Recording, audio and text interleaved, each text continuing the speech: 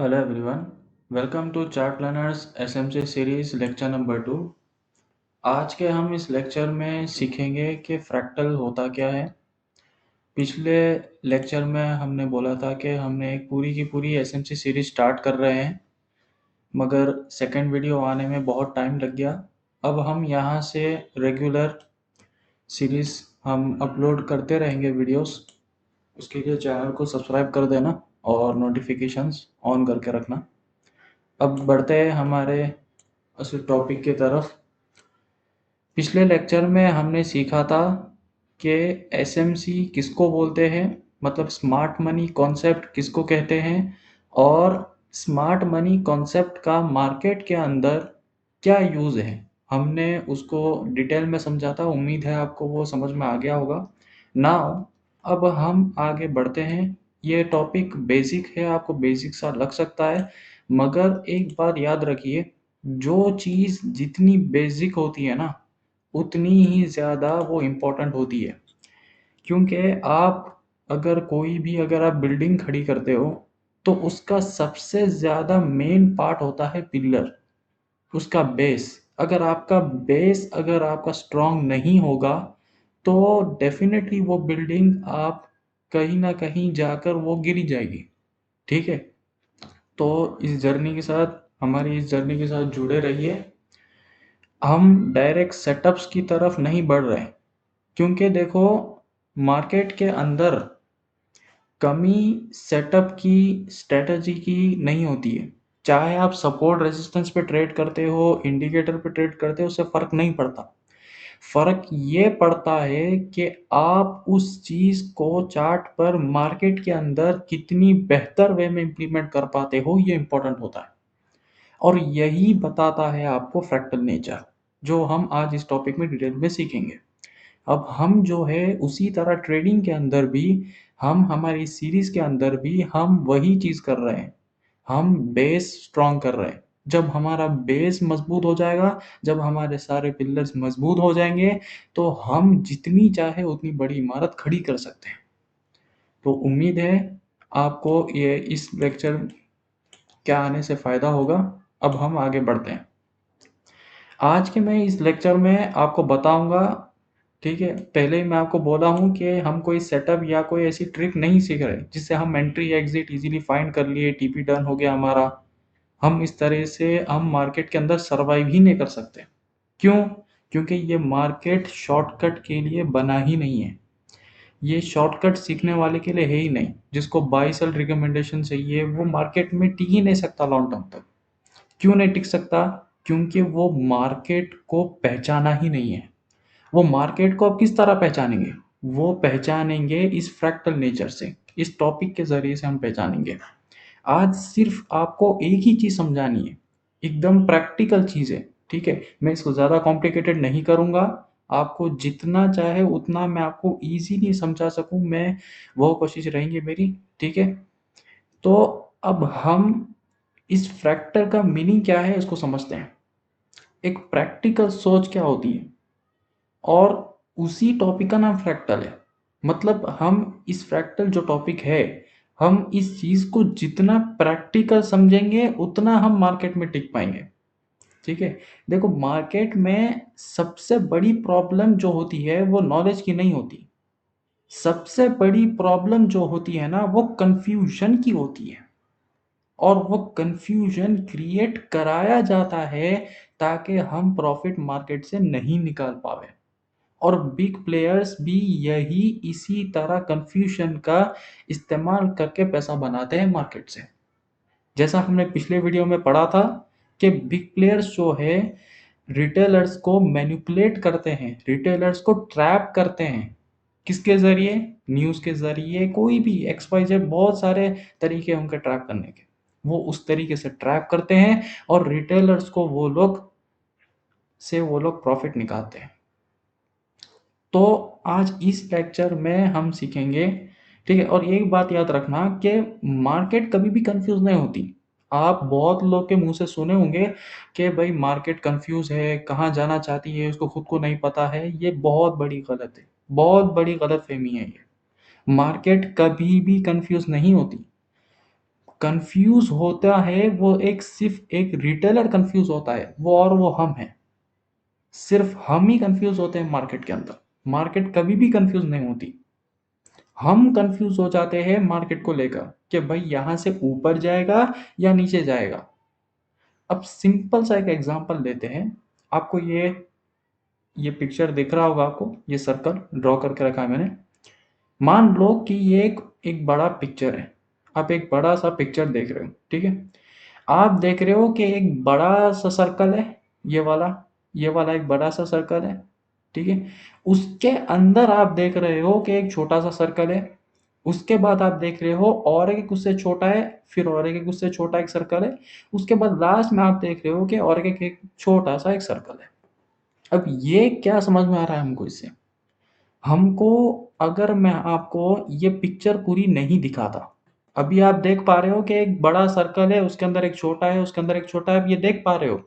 मगर अब मान लो कि मैं आपको ये दिखाता ही नहीं मैं अंदर का, मैं सिर्फ आपको एक बड़ा सा पिक्चर दिखा देता और मैं ये सब सब हटा देता, तो आपको क्या मालूम पड़ता कि ये इसके अंदर ये पार्ट है, इसके अंदर ये वाला छोटा सर्कल है, इसके अंदर ये वाला छोटा सर्कल है?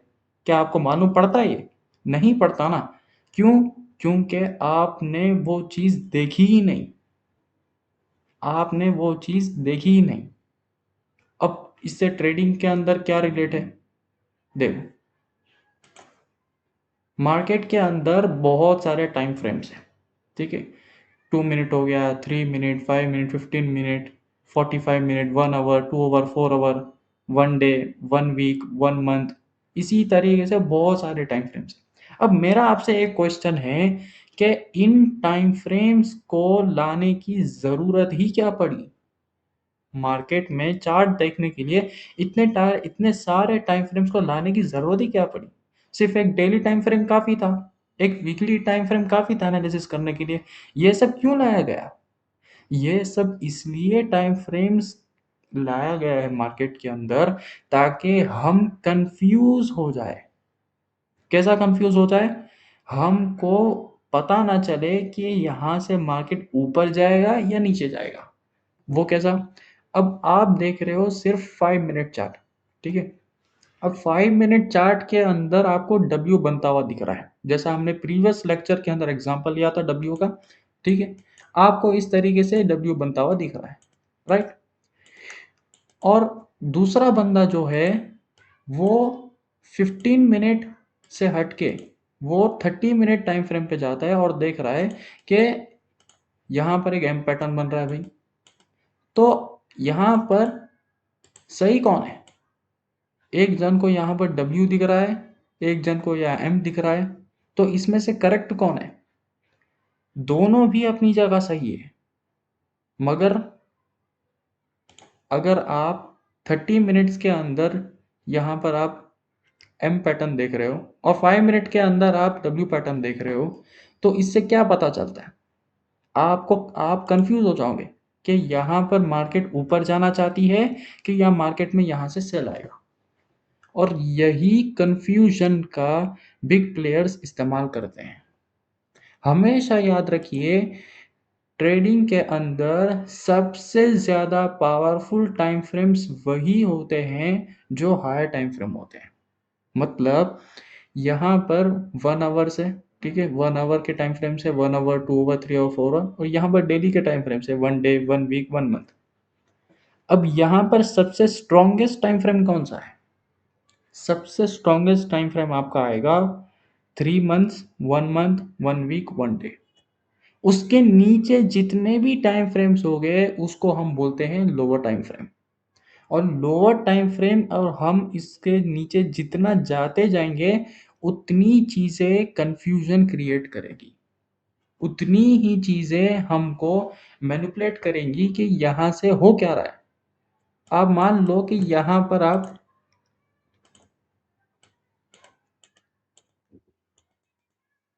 यहाँ पर 15 मिनट टाइम फ्रेम पर आप देख रहे हो कि भाई यहाँ से एक डब्ल्यू बन रहा है, ठीक है। आप देख रहे हो कि इस तरीके से कैंडल नीचे आ रही है। अब 15 मिनट टाइम फ्रेम पर आप देख रहे हो कि भाई डब्ल्यू बन रहा है, मगर जो बंदा 15 मिनट टाइम फ्रेम देखता ही नहीं है, वो डायरेक्ट 5 मिनट टाइम फ्रेम पर जाकर चार्ट खोल के बैठ जाता है, 1 मिनट का चार्ट खोलकर बैठ जाता है, उसको क्या दिख रहा होगा? ये 15 मिनट की सिर्फ 2 कैंडल है, ठीक है? मगर जो बंदा 1 मिनट टाइम फ्रेम पर बैठा हुआ है, उसको क्या दिख रहा है? उसको दिख रहा है पूरा का पूरा एक डाउन ट्रेंड। वो क्या समझेगा कि भाई मार्केट तो डाउन ट्रेंड में है, ये स्टॉक तो डाउन ट्रेंड में है, तो हमको यहाँ से सेल करना चाहिए, सेल करना चाहिए। मगर अचानक क्या होता है?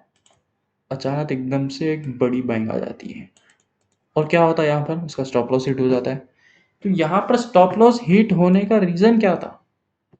इसका रीज़न यही था कि आप अपने लोअर टाइम फ्रेम को अलाइन नहीं कर रहे हो, अपने लोअर टाइम फ्रेम को मिक्स नहीं कर रहे हो हायर टाइम फ्रेम के साथ। आपको हायर टाइम फ्रेम को लेकर चलना होगा, तभी आप लोअर टाइम फ्रेम पर टिक पाओगे। आपका हायर टाइम फ्रेम बोल रहा है कि भाई मैं डब्ल्यू बना रहा हूँ, मगर आप यहाँ पर आपको अगर एम दिख रहा है तो वो एक टेम्पररी है सिर्फ। उसकी प्रोबेबिलिटी, एम पैटर्न की प्रोबेबिलिटी यहाँ पर कम होगी। क्यों कम होगी? क्योंकि आपका ओवरऑल जो ट्रेंड बन रहा है, ओवरऑल आपका जो यहाँ पर जो डब्ल्यू बन रहा है, वो क्या है? वो एक बुलिश सिग्नल दे रहा है। जब आपका हायर टाइम फ्रेम एक बुलिश सिग्नल दे रहा है, तो डेफिनेटली जो छोटे टाइम फ्रेम के अंदर जो बेरिश के पैटर्न्स बनेंगे, वो एक ट्रैप क्रिएट करेंगे। वो कौन सा ट्रैप क्रिएट करेंगे? वो ट्रैप क्रिएट करेंगे यहाँ पर रिटेलर्स के स्टॉप लॉसेस को हंट करने के लिए। तो आपको ये चीज़ समझ में आ रही है इससे कि ओवरऑल जो है, इतना बड़ा जो पिक्चर है, उसके अंदर ये सब चीज़ें हैं, वो एक छोटे-छोटे पार्ट्स है। एक बड़ा-सा डब्ल्यू पैटर्न के अंदर ये छोटे से जो कैंडल्स 1 मिनट के बने हैं, इस 15 मिनट टाइम फ्रेम के डब्ल्यू के अंदर 15 मिनट की इतनी 2 कैंडल्स यहाँ पर जो बनी है, मतलब यहाँ पर 30 मिनट्स लगे यहाँ पर टोटल, और 30 मिनट्स मतलब यहाँ पर 1 मिनट के अंदर यहाँ 30 कैंडल्स बनी है। तो आपको ये चीज़ समझ में आ रही है कि जो ये 30 कैंडल्स जो बनी है, वो एक छोटे-छोटे पिक्चर है एक बड़ा पिक्चर के अंदर। आप एक एग्जांपल से समझिए। अब आपको ये वाला पिक्चर अच्छे से समझ में आएगा। आप देख रहे हो कि ये इतना बड़ा सर्कल है, उसके अंदर ये वाला छोटा सर्कल है, उसके बाद उसके अंदर एक छोटा सर्कल है, उसके अंदर ये छोटा सर्कल है। तो इससे ये समझ में आ रहा है कि जो चीज़ बड़े टाइम फ्रेम पर हो रही है, वही चीज़ छोटे टाइम फ्रेम पर होगी।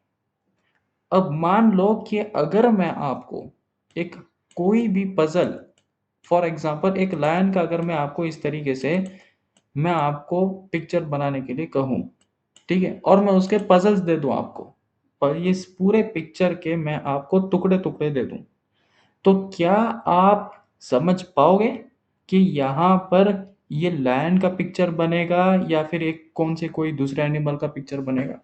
नहीं समझ पाओगे। क्यों? क्योंकि आपको इस पूरी पिक्चर का नज़रिया आपको पता ही नहीं है। जब आपको इस पूरी पिक्चर का नज़रिया आपको पता चलेगा, तभी आप समझ पाओगे कि यहाँ पर इस बड़े पज़ल का छोटा-सा पार्ट कहाँ-कहाँ लगने वाला है। वही चीज़ ट्रेडिंग के अंदर है। हम छोटे टाइम फ्रेम पर खोलकर बैठ जाते हैं और बोलते हैं कि भाई मार्केट में यहाँ से बाय आएगा, सेल आएगा। मगर होता क्या है? मार्केट अपसाइड चले जाता है, एसिलेट कर देता है, या फिर डाउन साइड चले जाता है, हमारा एसिलेट कर देता है। और हम जितने छोटे टाइम फ्रेम पर जाएँगे, उतनी ही चीज़ें डिफ़िकल्ट होगी। अब इन टाइम फ्रेम्स को लाने की क्यों ज़रूरत पड़ी? क्योंकि अगर कोई बंदा 15 मिनट टाइम फ्रेम पर डब्ल्यू देख रहा है, ठीक है? और उसके अलावा ट्रेडिंग के अंदर कोई दूसरा टाइम फ्रेम ही नहीं होता, तो सब लोग बाय करते हैं। सब लोग डब्ल्यू देख के बाय करते हैं। जब सब लोग देखकर डब्ल्यू देखकर बाय करेंगे, तो बिग प्लेयर्स को उतनी ही ज़्यादा मुश्किल आती है उन लोगों को मैनिपुलेट करने की। क्यों? क्योंकि उनको उतना बड़ा फंड लाना पड़ेगा यहाँ पर रिटेलर्स को ट्रैप करने के लिए। इसलिए वो लोग क्या करते हैं? वो लोग हमको इन टाइम फ्रेम्स के अंदर बाँट कर रख देते हैं, ताकि हम कन्फ्यूज़ हो जाएँ। कोई बोल रहा है नहीं डेली में बेरिश है, कोई बोल रहा है नहीं वीकली में बुलिश है, कोई बोल रहा है नहीं मंथली में बेरिश है। सो अब करेंगे तो करेंगे क्या? आपको इन सारे टाइम फ्रेम्स को मिलाकर देखना होगा। जब आप इन सारे टाइम फ्रेम्स को मिलाकर देखोगे, तो ही आप मार्केट में टिक पाओगे और आपकी एनालिसिस सही वर्क करते हुए दिखेगी। ये टॉपिक मैं अभी भी बोल रहा हूँ कि ये बहुत सिंपल है। ये एसएमसी का 0.01% भी नहीं है। ये बहुत ही बेसिक नॉलेज है एसएमसी का। इसको बताने का मकसद क्या है? इसको बताने का मकसद यही है कि हम जो आगे जो चीज़ें सीखने वाले हैं, वो सारी चीज़ें इस फ्रैक्टल नेचर पर डिपेंड करती है। हम आगे जो भी टॉपिक हम सीखेंगे, वो एक स्टेप इससे आगे बढ़ते हुए जाएंगे। और जैसे जैसे हम आगे बढ़ते हुए जाएंगे, सारे के सारे टॉपिक्स फ्रैक्टल नेचर से लिंक्ड है। ठीक है? अब मैं इसका एग्जांपल ले रहा था कि इसमें रीज़न क्या है? रीज़न ये था कि कोई भी बंदा अगर 5 मिनट टाइम फ्रेम पर डब्ल्यू देख रहा है, 15 मिनट में कोई एम पैटर्न देख रहा है, तो यहाँ पर दोनों भी अपनी जगह सही है, मगर यहाँ पर गलती दोनों की हो रही है। कौन सी गलती हो रही है? कि इन दोनों ट्रेडर्स ने पूरी पिक्चर नहीं देखी। मैंने स्टार्टिंग में एक लाइन कही थी कि मार्केट के अंदर नॉलेज की, स्ट्रेटजी की गलती नहीं होती। स्ट्रेटजी की या फिर कोई भी चीज़ की, आपके सेटअप की गलती नहीं होती। गलती होती है आपकी कन्फ्यूजन की वजह से। आपके अंदर एक क्लैरिटी नहीं होती। आपके अंदर एक कन्फ्यूजन होता है। उस कन्फ्यूजन की वजह से आप मार्केट में स्टॉप लॉस लेते हो, या फिर फोमो करते हो, या फिर पैनिक करते हो। आपको इस कन्फ्यूजन से बाहर आना पड़ेगा। आपको इन सारे के सारे जो टाइम फ्रेम्स है, उन सबको मिलाकर देखना पड़ेगा। आप कोई भी चार्ट देखते हो, तो आपका सबसे पहला काम होना चाहिए कि मेरा monthly time frame, 3 monthly time frame क्या कह रहा है।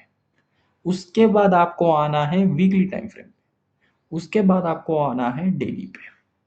इस तरीके से आपको इन सारे टाइम फ्रेम्स को अलाइन करना है।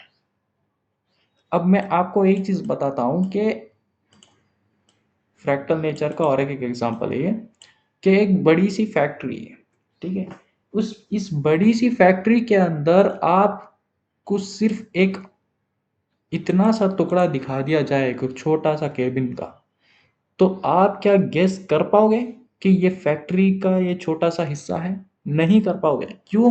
क्योंकि आपको ये बताया नहीं गया कि आप एक फैक्ट्री के अंदर का पिक्चर देख रहे होगे, एक फैक्ट्री का एक छोटा सा पार्ट देख रहे हो। वही चीज हम टाइम फ्रेम्स को लेकर करते हैं।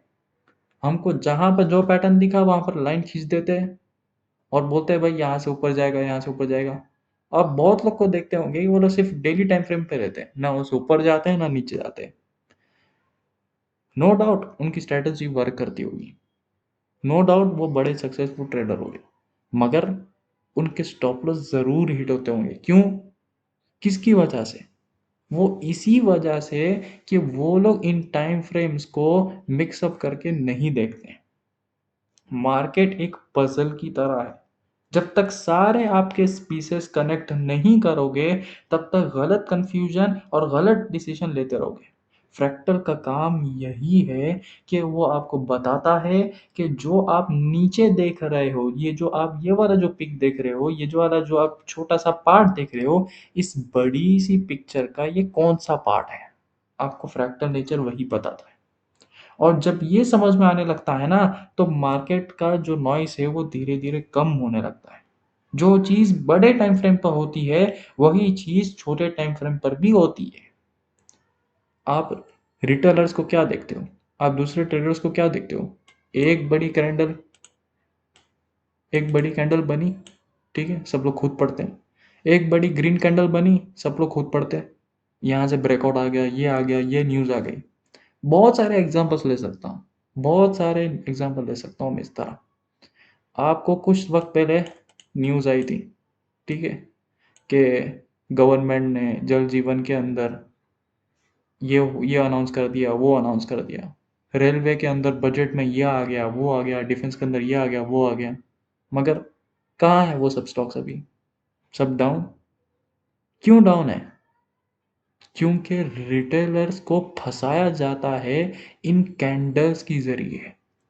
रिटेलर्स के जो इमोशंस है ना, वो डिपेंड करते हैं सारे इन कैंडल्स के अप एंड डाउन की वजह से। और यही समझने में काफी ट्रेडर्स को देर लगती है। उनकी साइकोलॉजी यही बिगाड़ता है। वो क्या बिगाड़ता है? वो एक कैंडल। ये कैंडल ही आपकी एक साइकोलॉजी बिगाड़ता है, चाहे वो ग्रीन हो या रेड हो। अगर आप बाई साइड के अंदर बैठे हो, अगर वो रेड कैंडल बन जाए नीचे, तो आप अलग इमोशन करोगे। अगर वो ग्रीन बन जाए, अब मैं निकल जाऊं जल्दी या फिर निकल जाऊं, मेरा टारगेट हिट होगा या नहीं होगा, आपको खुद को नहीं पता होता है। और अब वहां पर बेच देते हो जल्दी, और वो टारगेट हिट करता है, फिर आप रिग्रेट करते हो कि काश मैं रखता यहाँ पर, तो ये स्टॉक इधर होता या इधर होता। ये सब फालतू बातें हैं। बहुत सारे आप ग्रुप्स के अंदर ये सब चीजें देखोगे। क्यों? क्योंकि उनके इमोशंस अप एंड डाउन होते हैं इन कैंडल्स की वजह से। मगर आपको अभी से, इसी वक्त से आपको ध्यान कैंडल्स पर नहीं देना। आपको ध्यान देना है स्ट्रक्चर्स के ऊपर। अब स्ट्रक्चर्स क्या है? स्ट्रक्चर्स बोलते हैं ग्रुप ऑफ कैंडल्स को। जैसे कि ये एक पूरा एक स्ट्रक्चर है, यहाँ पर मल्टीपल कैंडल्स बनती हैं। तो आपको इस पूरे स्ट्रक्चर के ऊपर ध्यान देना है, ना कि आपकी एक ट्रेड, आपकी एंट्री के ऊपर एक कैंडल बनी नहीं ऊपर आप खुशखुशाल हो जाते हो, प्रॉफिट शेयर करने लगते हो, देखो ये हो गया, ये ऊपर चलेगा, वो हो गया। आपको इस पूरे स्ट्रक्चर के ऊपर ध्यान देना है। और आपको स्मार्ट मनी कॉन्सेप्ट के अंदर यही चीज सिखाया जाएगा। क्या? आपका स्ट्रक्चर जो है वो किंग है। आपकी सारी चीजें स्ट्रक्चर के ऊपर डिपेंड है। और ये बात याद रखना, जो चीज हाई टाइम फ्रेम पे दिखती है ना, वो चीज लोअर टाइम फ्रेम पर नहीं दिखती। मैंने जैसा कि बोला कि मैं हाई टाइम फ्रेम पर मैं डब्ल्यू देख रहा हूं, मगर मैं लोअर टाइम फ्रेम में मैं एम देख रहा हूं। तो जो चीज हाई टाइम फ्रेम पे आपको दिख रही है कि यहां से मार्केट बुलिश है, मगर आप सिर्फ लोअर टाइम फ्रेम पर देखकर आप लेकर बैठ जाते हो, तो आपके स्टॉप लॉस हिट होने के चांसेस वहां पर ज्यादा हो जाते हैं। और जो चीज लोअर टाइम फ्रेम पे नहीं दिखती, वो चीज हाई टाइम फ्रेम में दिखती है। और सेम चीज, वो जो चीज लोअर टाइम फ्रेम में दिखती है, वो चीज हाई टाइम फ्रेम पे नहीं दिखती। वो कौन सी चीज है? कि आप देख रहे हो यहाँ पर डब्ल्यू बन रहा है, मगर आप ये भी देख रहे हो कि एक छोटे से टाइम फ्रेम पे यहाँ पर भी डब्ल्यू बन रहा है। तो आप यहाँ पर देख सकोगे कि यहाँ पर मेरी एंट्री एकदम पिन पॉइंट यहाँ से हो सकती है। लोअर टाइम फ्रेम का काम होता है सिर्फ एग्जीक्यूशन करना, आपका ट्रेड का एग्जीक्यूशन लेना। आप यहाँ पर तो देखते हो कि भाई यहाँ से मार्केट ऊपर जाना है, आप हाई टाइम फ्रेम में देख रहे हो, मगर आप एंट्री कहाँ डिसाइड करोगे, स्टॉप लॉस कहाँ डिसाइड करोगे? वो करते हो आप लोअर टाइम फ्रेम्स में। उम्मीद है इस लेक्चर में आपको बहुत कुछ सीखने मिलेगा। ठीक है? और ये चीज कब पॉसिबल है? ये चीज जब भी पॉसिबल है जब आप फ्रैक्टल नेचर को समझ पाओगे। ट्रेडर जो है सेटअप सीख के नहीं बनता, कोई कॉन्सेप्ट सीख के नहीं बनता। ट्रेडर तब बनता है जब वो कॉन्सेप्ट को चार्ट पर सही तरीके से इंप्लीमेंट कर पाता है, तभी वो एक ट्रेडर बनता है। और मैं पहले ही एक बात बोल चुका हूं कि वो तभी इंप्लीमेंट कर पाएगा जब वो फ्रैक्टल नेचर को समझ पाएगा, और वो जब उसका कंफ्यूजन नहीं होगा, और वो कंफ्यूजन दूर करता है फ्रैक्टल नेचर। उम्मीद है आपको इस लेक्चर से बहुत कुछ सीख पाए होंगे। ठीक है, बस आज के लिए इतना ही। अब हम मिलते हैं नेक्स्ट लेक्चर में। तब तक आप यूट्यूब चैनल को सब्सक्राइब करके रख लीजिए, और यहाँ से हम एसएमसी सीरीज़ पूरी कंप्लीट एडवांस तक जाएंगे। ये सब बहुत ही बेसिक टॉपिक्स है, आपको भी पता होगा शायद, बहुत कुछ यहाँ पर लोग जानते भी होंगे, मगर हमने यहाँ से बेसिक टू एडवांस की जर्नी स्टार्ट करी है, इसलिए हम बेसिक के टॉपिक्स अभी कवर कर रहे हैं। हम धीरे धीरे बहुत कुछ सीखने वाले हैं आगे, तो इस जर्नी में जुड़े रहिए। तब तक के लिए बाय बाय।